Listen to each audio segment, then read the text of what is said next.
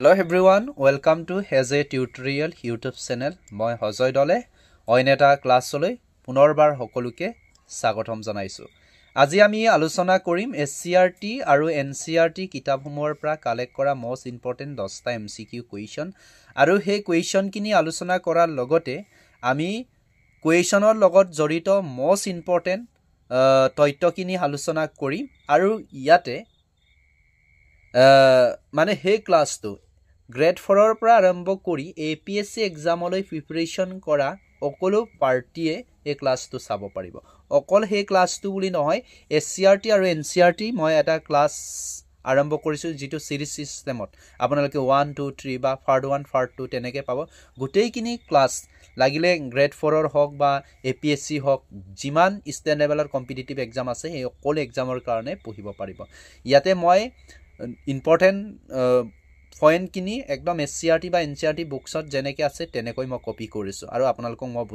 বুজাই দিম। ঠিক আছে, কলম বহি লগত লৈ লওক আৰু যিখিনি ইম্পৰ্টেন্ট সেইখিনি পইণ্ট লিখি যাব। ঠিক আছে, প্ৰথম কুৱেশ্যনটো চাওক, এনসাৰটো দিয়ক। তাৰ আগতে মই এটা ইনফৰমেশ্যন শ্বেয়াৰ কৰিব বিচাৰিছো। 8471854542 যদি কোনোবাই এই পিডিএফটো যদি পাৰচেজ কৰিব বিচাৰে এই নম্বৰত মোক যোগাযোগ কৰিব আৰু এই পাৰচেজটোৰ এমাউন্ট হৈছে 19 rupees অৰ্থাৎ 19 টকা। গোটেইখিনি চাই ল'ব, তাৰ পিছত পাৰচেজ কৰিব। ইয়াতে চাওক, এক নম্বৰ কুৱেশ্যনত আছে চৌৰি চৰা ঘটনা কেতিয়া সংঘটিত হৈছিল? when did the চৌৰি চৰা incident take place? ওকে, ইয়াতে চাৰিটা অপচন আছে আৰু সেই চাৰিটা অপচনৰ ভিতৰত আমাৰ অপচন ডি টো শুদ্ধ উত্তৰ হ'ব 1922। ওকে, 1922 হ'ব। ওকে, তাৰ পিছতে এতিয়া চৌৰি চৰা ইনসিডেন্টনো ক'ত হৈছিল এই সম্পৰ্কে এতিয়া চাওক কিয় হৈছিল, এই ঘটনাটো কিয় সংঘটিত হৈছিল তাৰ বিষয়ে ডিসকাস কৰিম। প্ৰথম কথা হৈছে যে আমাৰ যেটো চৌৰি চৰা ইনসিডেন্ট এইটো 1922 চনৰ 5 ফেব্ৰুৱাৰী তাৰিখে উত্তৰ প্ৰদেশৰ গোৰখপুৰ জিলাত সংঘটিত হৈছিল। ওকে, দুই নম্বৰ পইণ্ট কি হ'ব? ক'ত হৈছিল? উত্তৰ প্ৰদেশ। কেতিয়াবা উত্তৰ প্ৰদেশ অপচনত নাথাকিব পাৰে, গোৰখপুৰ দিয়া থাকিব পাৰে। সো মনত ৰাখিব উত্তৰ প্ৰদেশ বা গোৰখপুৰ। ওকে, তাৰিখটো মনত ৰাখিব। ওকে, তাৰ পিছতে আৰু এটা কথা মনত ৰাখিব, এই আন্দোলনৰ এই ইনসিডেন্ট বা সেই ঘটনাৰ ফলত মহাত্মা গান্ধীৰ নেতৃত্বত অল ওভাৰ ইণ্ডিয়াত চলি থকা অহিংসা নীতিৰ আলাম লৈ বা অহিংসা নীতিৰে এই টিমটোক লৈ আৰম্ভ কৰা মহাত্মা গান্ধীৰ যেটো অসহযোগ আন্দোলন বুলি কওঁ, যাক আমি নন কোঅপাৰেশন মুভমেন্ট বুলি কওঁ, এই নন কোঅপাৰেশন মুভমেন্টটো এই ইনসিডেন্টৰ ফলত 1922 অৰ্থাৎ 1922 চনৰ 12 ফেব্ৰুৱাৰী তাৰিখে মহাত্মা গান্ধীয়ে অসহযোগ আন্দোলনটো অল ওভাৰ ইণ্ডিয়াত বন্ধ কৰি দিয়ে। তাৰ মেইন কাৰণটো কি? মহাত্মা গান্ধীয়ে ভাবিছিল যে উইদাউট ইনস্ট্ৰুমেন্ট আতিয়াৰ নোলোৱাকে আমি গোটেই ব্ৰিটিছৰ এগেইনষ্টত আন্দোলন কৰিম আৰু আমি স্বাধীনতা লাভ কৰিম। কিন্তু এই চৌৰি চৰা ইনসিডেন্টে প্ৰমাণ কৰি দিলে যে অহিংসা নীতিৰ আন্দাৰত অসহযোগ আন্দোলনটো কি নহয়, এতিয়া পৰিচালিত হৈ থকা নাই। এইটো হিংসাত্মক কি হৈছিল? ঘটনাত সংঘটিত হৈছিল বা হিংসাত্মক আন্দোলনলৈ ৰূপান্তৰ হৈছিল। তাৰ কাৰণে 1922 চনৰ 12 ফেব্ৰুৱাৰী তাৰিখে অসহযোগ আন্দোলনটো অন্ত পৰে। ঠিক আছে, যেতিয়া অসহযোগ আন্দোলন অন্ত পৰাৰ লগে লগে চৌৰি চৰা ঘটনাৰ লগত জড়িত থকা বুলি ভাবি মহাত্মা গান্ধীক 1922 চনৰ 10 মাৰ্চ তাৰিখে গ্ৰেপ্তাৰ কৰা হয় আৰু গ্ৰেপ্তাৰ কৰি একেতক 6 বছৰ কাৰাদণ্ড বিহা হয়। ঠিক আছে, 6 বছৰৰ কাৰণে জেললৈ প্ৰেৰণ কৰা হয়। ইয়াতে আৰু এটা বস্তু খবৰ থাকি গ'ল, এই চৌৰি চৰা ইনসিডেন্টটো কিয় সংঘটিত হৈছিল গম পাইছেনে? গোৰখপুৰ জিলাৰ তোমাৰ চৌৰি চৰা স্থানীয় পুলিচ থানাৰ সন্মুখত প্ৰতিবাদ কৰিছিল মহাত্মা গান্ধীৰ নেতৃত্বত। তেতিয়া প্ৰতিবাদকাৰী আৰু পুলিচৰ মাজত এটা হিংসাত্মক সংঘৰ্ষ সংঘটিত হৈছিল। যেনে আজিকালি প্ৰতিবাদ কৰিব গ'লে কাৰোবাক নাক গুচিয়া পালি দিয়ে বা কাজিয়া হয়, তেনেকুৱা ধৰণৰ হৈ গ'ল হিংসাত্মকভাৱে। কিন্তু মহাত্মা গান্ধীৰ ৰুলটো আছিল যে কাকো হিংসা নকৰা, কাকো আক্ৰমণ নকৰা। ঠিক আছে, তেনেকৈ প্ৰতিবাদ কৰা। তাৰ পিছতে যেতিয়া এনেধৰণৰ হিংসাত্মক ঘটনা সংঘটিত হ'ল তেতিয়া প্ৰতিবাদকাৰীৰ 3জন মৃত্যু হৈছিল। পুলিচে গুলিয়াই 3জনক নিহত কৰোৱা হৈছিল। নিহত কৰালে তাৰ ফলত প্ৰতিবাদকাৰীৰ মাজত উত্তেজনা সৃষ্টি হৈ পুলিচ থানাত জুই জ্বলাই দিলে ঠিক আছে কি জ্বলাই দিলে জুই জ্বলাই দিয়াৰ লগতে 22 জন পুলিচক হত্যা কৰা হ'ল মানে আক্ৰমণ কৰিছে কোট কেনেকে মৰিছে গম নাপায় কিন্তু 22 জন পুলিচৰ মৃত্যু হৈছিল আৰু সেই ঘটনাটোকে চৌৰি চৰা ইনসিডেন্টস বুলি কোৱা হয় ঠিক আছে ওকে এতিয়া বিষয়টো মই ইয়াতে চাৰিটা বস্তু কলো চৌৰি চৰা ইনসিডেন্ট কৰিছিল মহাত্মা গান্ধীয়ে অসহযোগ আন্দোলন কিয় বন্ধ কৰি দিবলগীয়া হৈছিল আৰু কেতিয়া বন্ধ কৰিলে এপিএসসি এক্সামত আহে কিন্তু মহাত্মা গান্ধীৰ অসহযোগ আন্দোলন বা নন কৰ্পোৰেচন মুভমেন্টটো কিয় ষ্টপ কৰি দিবলগীয়া হ'ল বা কিয় বন্ধ কৰি দিবলগীয়া হ'ল তাৰ কাৰণ তলত উল্লেখ কৰা হ'ল তাৰ পিছত ষ্টেটমেন্ট বেস থাকে তাতে দিয়া থাকিব ঠিক আছে সব মনত ৰাখিব কেতিয়া হৈছিল আৰু কেতিয়া ইয়াক প্ৰেৰণ কৰা হৈছিল ইয়াৰ লগতে আৰু এটা কথা মনত ৰাখিব যে অসহযোগ আন্দোলনৰ মেইন কাৰণ হৈছিল বিদেশী বস্তু আমি বয়কট কৰিব লাগে বয়কট মানে আমি বিদেশীয়ে বুৱা বা বিদেশী মানুহে প্ৰডাক্ট কৰা কাপোৰ কানি আমি পৰিধান কৰিব নালাগে সম্পূৰ্ণৰূপে আমি বৰ্জন কৰিব লাগে তাৰ কাৰণে মহাত্মা গান্ধীৰ এটা টিম মূল লক্ষ্য আছিল অসহযোগ আন্দোলনৰ মূল লক্ষ্য আছিল বিদেশী বস্তুক বৰ্জন কৰা তাৰ কাৰণে মহাত্মা গান্ধীয়ে অল ওভাৰ ইণ্ডিয়াত খাদী আন্দোলনটো আৰম্ভ কৰিছিল আৰু এটা কথা মনত ৰাখিব এই অসহযোগ আন্দোলনৰ কাৰণে মহাত্মা গান্ধীয়ে 1922 ওকে 1922 ওকে ৰব 1922 মহাত্মা গান্ধীয়ে প্ৰথম অসমলৈ আহিছিল অল তাৰ পিছতে 1926 ওকে 1926 এতিয়া উদিব পাৰে 1921ত মহাত্মা গান্ধী কিয় অসমলৈ আহিছিল এটো অসহযোগ আন্দোলনটো ষ্ট্ৰং কৰাবৰ কাৰণে অল বিশ্বজুৰি বিয়পাবৰ কাৰণে আহিছিল অসমলৈ 1926 41st সেশন গুৱাহাটী যেটো পাণ্ডুত অনুষ্ঠিত হৈছিল নেশনাল কংগ্ৰেছৰ সেশন এই সেশনত এটেম বা উপস্থিত থাকিবৰ কাৰণে মহাত্মা গান্ধী আহিছিল তাৰ পিছত এটা 1934 আহিছিল তাৰ পিছত 1946 মহাত্মা গান্ধী আহিছিল কেইবাৰ আহিলে চাৰিবাৰ আহিলে কেতিয়াবা হৈদে যে মহাত্মা গান্ধী তলৰ কোনটো বছৰত অহা নাছিল সো সন কেটা দিয়া থাকে এইখিনি মনত ৰাখিব তাৰ পিছতে কোৱেশ্চন নম্বৰ 2 এতিয়া ইন্ডিয়া আৰু ইন্ডিয়ান এন্ড পাকিস্তানৰ যেটো বৰ্ডাৰ ওকে ইন্ডিয়ান আৰু পাকিস্তানৰ যেটো বৰ্ডাৰ হিমা হল হিমা ৰেখা কি বুলি কোৱা হয় ওকে সো ইয়াৰে কাৰেক্ট আনসাৰ হ'ব তোমাৰ ৰেড ক্লিপ ৰেখা ওকে ৰেড ক্লিপ লাইন বুলি কয় এটা মেকমোহন ইন্ডিয়া এন্ড কিয়ৰ হ'ব এটো China okay India and China Durand লাইনটো এটো ইন্ডিয়া আৰু আফগানিস্তান ওকে মনত ৰাখিব ওকে এইখিনি পইণ্ট মনত ৰাখিব ইয়াৰে আমাৰ এনসাৰটো হ'ব ৰেড ক্লিপ ৰেখা ইয়াৰ লগতে আৰু এটা কথা মনত ৰাখিব যেহেতু আমাৰ বাংলাদেশক ইষ্ট পাকিস্তান বা পূব পাকিস্তান বুলি কোৱা হয় সব ইন্ডিয়া আৰু বাংলাদেশৰ যেটো সীমা এই সীমাকো ৰেড ক্লিপ ৰেখা বুলি কোৱা হয় আৰু বাংলাদেশ কেতিয়া স্বাধীন হৈছিল হে এটো কেতিয়াবা হুদে ডিএমই এক্সাম ৰাইছিল ঠিক আছে বাংলাদেশৰ কেতিয়া স্বাধীন হৈছিল সব মনত ৰাখিব 1971 সনৰ মাৰ্চ মাহত মাৰ্চৰ কিমান তাৰিখে 26 মাৰ্চ 26 মাৰ্চত অল 1971 সনৰ 26 মাৰ্চত বাংলাদেশৰ স্বাধীন হৈছিল ওকে এইখিনি মনত ৰাখিব তাৰ পিছতে 3 নম্বৰ কোৱেশ্চন আহিলে ন আমাৰ 3 নম্বৰ ওকে এটা চোৱা লণ্ডনত অনুষ্ঠিত হোৱা দ্বিতীয় গুৰণীয়া মেচ মেলত কোনে কংগ্ৰেছক এককভাৱে প্ৰতিনিধিত্ব কৰিছিল ৰব ইয়াৰ এনসাৰ কৰাৰ আগতে আৰু এটা বস্তু ইয়াতে কৈ দি পাকিস্তানে 14 আগষ্টত স্বাধীনতা ইন্ডিপেন্ডেন্স ডে সেলিব্ৰেশন কৰে ঠিক আছে এইটো মনত ৰাখিব হা এটো সক এতিয়া 3 নম্বৰ কোৱেশ্চনটোলৈ ৰিটাৰ্ণ আহিছো লণ্ডনত অনুষ্ঠিত হোৱা দ্বিতীয় গুৰণীয়া মেচ মেলত কোনে কংগ্ৰেছক এককভাৱে প্ৰতিনিধিত্ব কৰিছিল মানে কোনে ৰিপ্ৰেজেন্ট কৰিছিল কংগ্ৰেছৰ হয় সো এটো মনত ৰাখিব মহাত্মা গান্ধী ওকে মহাত্মা গান্ধী আৰু গুটে তিনটা ৰাউন্ড টেবল কনফাৰেন্সত ঠিক আছে তিনটা ৰাউন্ড টেবল কনফাৰেন্সত প্ৰেজেন্ট বা ৰিপ্ৰেজেন্ট কৰা ব্যক্তিজনে হৈছে বা গুটে মেচ মেলত অনুষ্ঠিত প্ৰেজেন্ট থকা ব্যক্তিজন আছিল ডক্টৰ বি আৰ আম্বেদকাৰ ঠিক আছে হুদে কেতিয়াবা বি আৰ আম্বেদকাৰে তিনটা ৰাউন্ড টেবল কনফাৰেন্সত উপস্থিত আছিল কিন্তু কংগ্ৰেছ পালৰ পৰা নাছিল দেই একমাত্ৰ দ্বিতীয় গুৰণীয়া মেচ মেলতে মহাত্মা গান্ধী কংগ্ৰেছ তৰফৰ পৰা ৰিপ্ৰেজেন্ট হিচাপে প্ৰেজেন্ট আছিল ওকে এতিয়া দ্বিতীয় গুৰণীয়া মেচ মেলনো কেতিয়া হৈছিল এটো চাওঁ অলপ ওকে 1931ত দ্বিতীয় গুৰণীয়া মেচমেল হৈছিলে আৰু প্ৰথম গুৰণীয়া মেচমেল first round table conference okay first round table conference okay এইটো হৈছিলে তোমাৰ 1930 okay second round table conference okay এইটো আছিল 1931 আৰু থাৰ্ড ওকে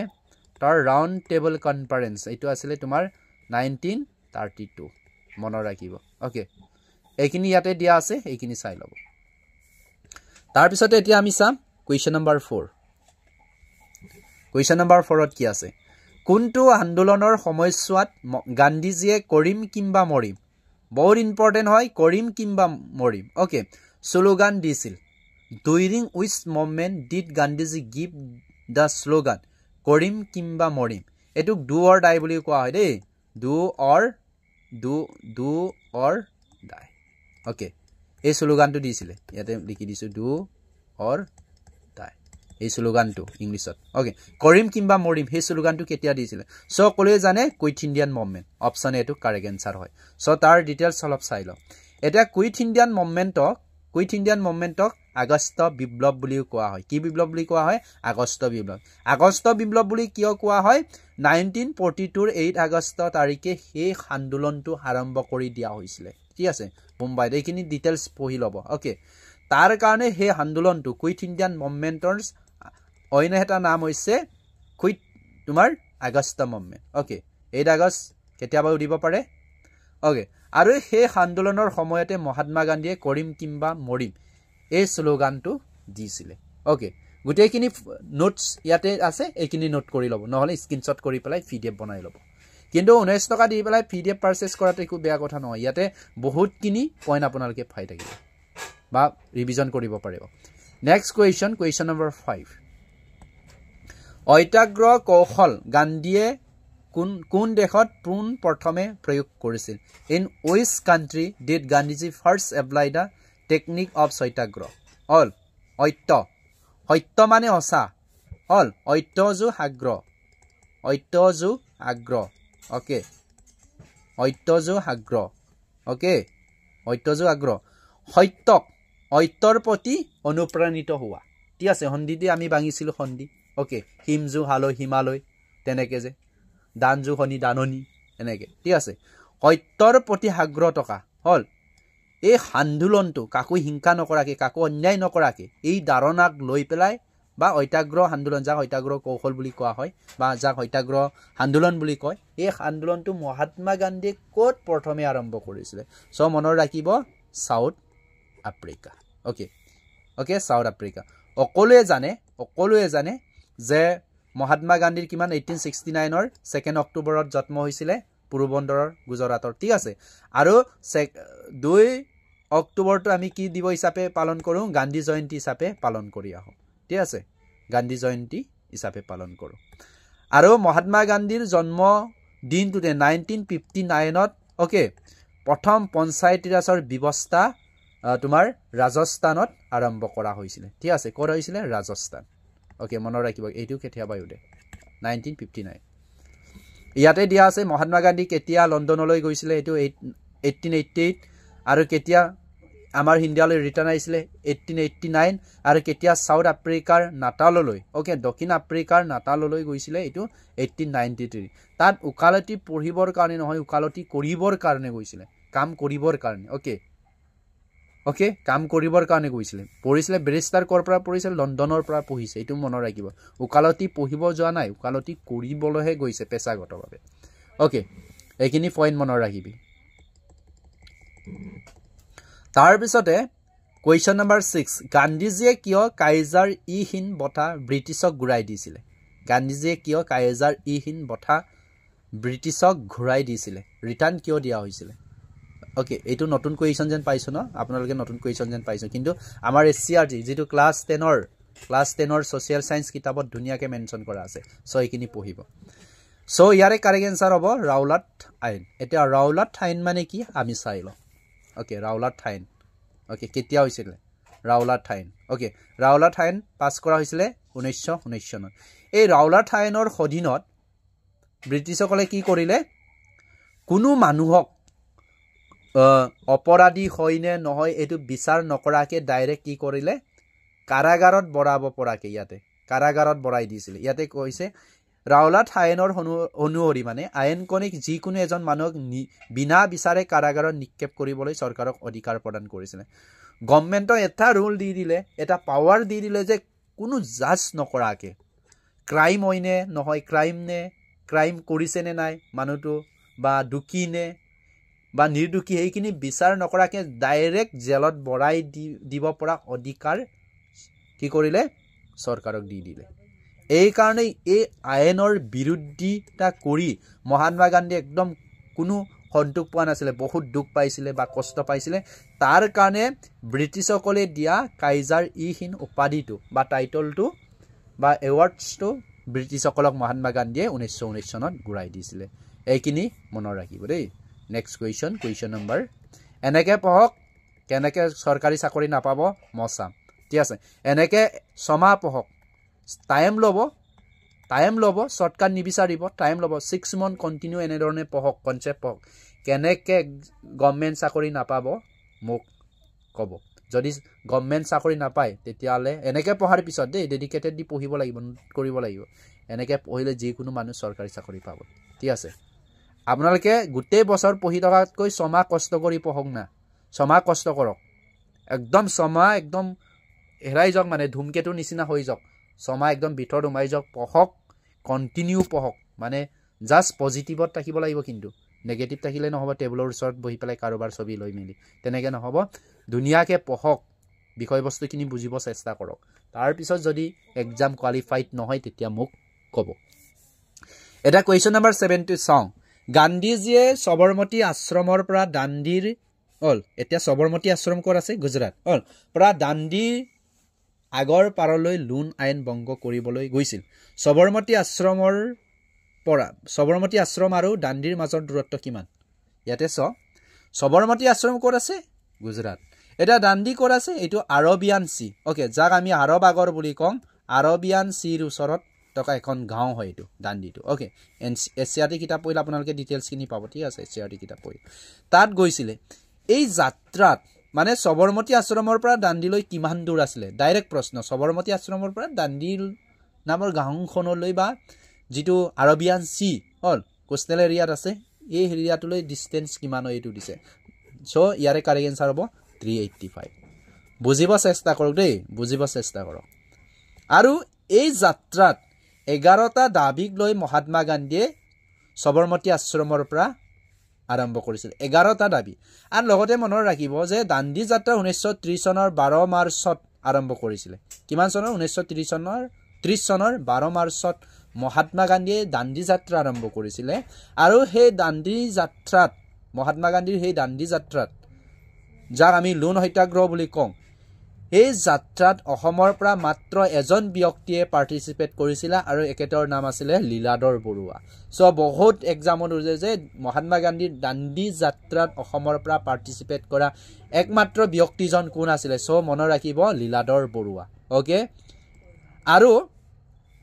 এদৰে 25 দিন যাত্ৰা কৰিছে কিমান সময় 12 মাৰ্চৰ পৰা যাত্ৰা কৰি 6 এপ্ৰিল তাৰিখে 1930 চনৰ 12 মাৰ্চৰ পৰা যাত্ৰা কৰি 1930 চনৰ 6 এপ্ৰিল তাৰিখে দাণ্ডিত উপস্থিত হৈছিল আৰু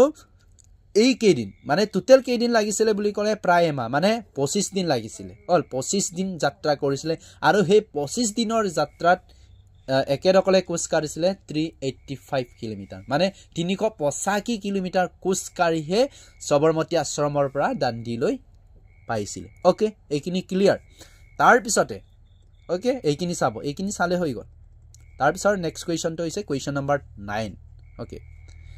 আজাদ ইন প'জৰ প্ৰতিষ্ঠাতা কোন who is the founder of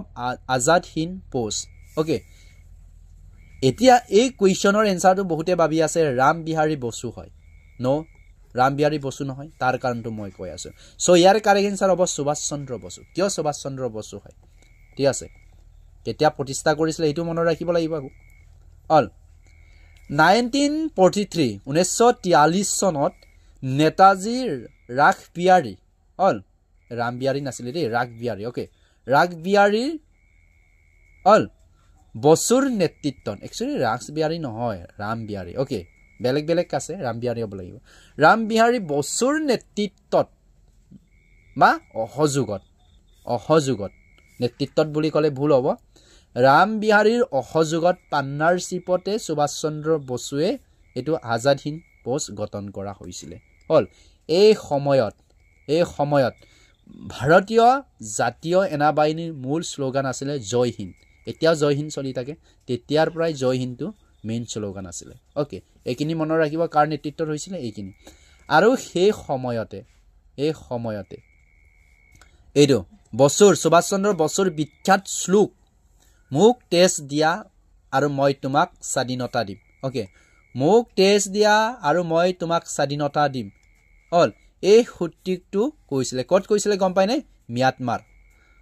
হল বৰ্মদেশ যাক আমি বৰ্তমান ম্যানমাৰ বুলি কওঁ তাত ভাৰতীয় নাগৰিকসকলে গেডাৰিং হৈ আছিল এই গেডাৰিং মানুহ যে বহুত গেডাৰিং হৈ আছিল গোট খাই আছিল এই সময়ত বা মানুহ গেডাৰিং পাব্লিক প্লেছত সুভাষ চন্দ্ৰ বসুৱে মোক তেজ দিয়া আৰু মই তোমাক লোকক স্বাধীনতা দিম এই শ্লোগানটো কৈছিলে ওকে মনত ৰাখিব বহুতবাৰ এক্সামত আহে হল তাৰ পিছতে কোৱেশ্চন নম্বৰ 10 ওকে ৰবীন্দ্ৰনাথ ঠাকুৰে কিয় নাইট উপাধি ত্যাগ কৰিছিল why did Rabindranath Thakur give up মানে ত্যাগ কৰা give up title of night টাইটলটো কিয় ত্যাগ কৰিছিল সো কাৰেক্ট আনসাৰ হ'ব অপচন এ জালিয়ানৱালাবাগৰ হত্যাকাণ্ড কি আছিল হল তাৰ বিষয়ে চামি কেতিয়া হৈছিল জালিয়ানৱালাবাগৰ হত্যাকাণ্ড কেতিয়া হৈছিল সো মনত ৰাখিব 1919 চনৰ 13 এপ্ৰিল তাৰিখ হৈছিল বহুত ইম্পৰ্টেন্ট 1919 চনৰ কিমান 13 এপ্ৰিল তাৰিখে হয় ওকে তাৰ পিছতে ইয়াতে চক ইয়াতে মই গুটেখিনি ইয়াত চাব এই কোৱেশ্চনটো ইয়াৰ পৰা আপোনাৰ এডিআৰই এক্সামত এটা কোৱেশ্চন আহিছিল ঠিক আছে জালিয়ানৱালাবাগ ক'ত সংঘটিত হৈছিল তাতে পাঞ্জাব দিয়া নাছিল অমৃতসৰ দিয়া হৈছিল ঠিক আছে পাঞ্জাবে দিয়া আছিল অমৃতসৰে দিয়া আছিল মনত নাই কিন্তু পাঞ্জাবৰ হৈছিল ক'ত পাঞ্জাবৰ কোনটো প্লেছত অমৃতসৰত তাতে এখন গণসমাবেশন মানে ৰাজহুৱা সভা বহিছিল আৰু এই ৰাজহুৱা সভা য'ত বহিছিল এই সভাৰ চাৰিওফালে সব উক ওৱাল আছিল হল আৰু সেই সভাখন যিটো জনসভা বুলি কওঁ এই ৰাজহুৱা সভাটোক তাত অনুষ্ঠিত কৰিবৰ কাৰণে জেনেৰেল ডায়াৰেও সমৰ্থন দিছিল কিন্তু হঠাতে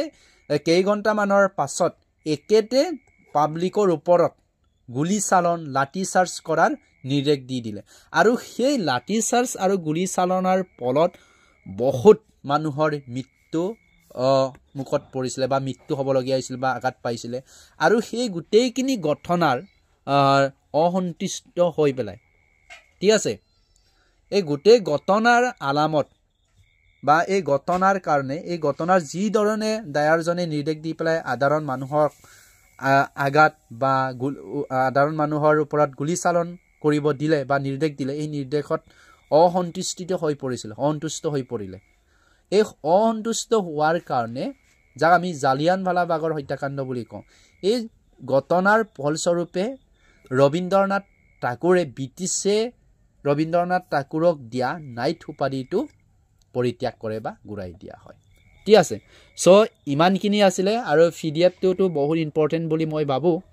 তোমাৰ এক্সাম পাৰপাছত ওকে ইয়াতে এক্সাম পাৰপাছ অকল এটা নাভাবিব দেই আসাম পুলিচৰ কাৰণে নহয় এইটো হৈছে সোশ্যাল ফাৰ্ট হল এইটো হৈছে সোশ্যাল ফাৰ্ট হয় এইটো গোটেই এসএসসি ৰেলৱে যিমান কম্পিটিটিভ এক্সাম আছে এই গোটেই এক্সামৰ কাৰণে বহুত ইম্পৰ্টেন্ট হয় কাৰণ এইটো আসাম ৰেফাৰেন্সৰ কিবা নহয় এটা আসাম ৰেফাৰেন্সৰ নহয় পিডিএফটো এটো ইন্ডিয়াৰ যিমান ইন্ডিয়াত অল ওভাৰ ইন্ডিয়াত কম্পিটিটিভ এক্সাম অনুষ্ঠিত কৰে ইয়াৰ পৰা এটা নহয় এটা কোৱেশ্চন আহে এই টপিক কেইটাৰ পৰা ঠিক আছে আৰু এনে ধৰণে মই এসসিআৰটি এনসিআৰটি সিৰিজসমূহ লৈ থাকিম সো আমাৰ ইউটিউব চেনেলটো সাপোৰ্ট কৰিব শেয়াৰ কৰিব কমেন্ট কৰিব আৰু যদি কোনোবাই পিডিএফ পাৰচেজ কৰিব বিচাৰে বা এই পিডিএফটো ল'ব বিচাৰে তেতিয়ালে এই নম্বৰত মোক মেছেজ কৰিব আৰু আপোনালোকে 19 টকা পেইড কৰাৰ পিছত মোক স্ক্ৰিনশ্বটটো দিব মই ডেফিনেটলি আপোনালোকক এই পিডিএফটো কি কৰিম তোমাৰ শ্বেয়াৰ কৰি দিম লগতে যেহেতু আমাৰ এডিআৰই ৰিজাল্ট আহি আছে আৰু এডিআৰই 3.0 ওলোৱাৰ বহুত চান্স আছে সো এডিআৰই 3.0 ৰ কাৰণে যদি প্ৰিপাৰেচন কৰি আছে বা ষ্টাৰ্ট কৰিম বুলি ভাবিছে তাৰ কাৰণে সিলেবাস মই অলৰেডি আমাৰ ইউটিউব চেনেলত আপলোড দিয়া আছে আৰু সেই এডিআৰই সিলেবাসৰ লিংক মই এই ভিডিও ডেসক্ৰিপচনত দিছো তাত গৈ আপোনালোকে চাব পাৰিব ধন্যবাদ আকৌ নতুন এটা ভিডিওৰে সকলোকে লগ পাম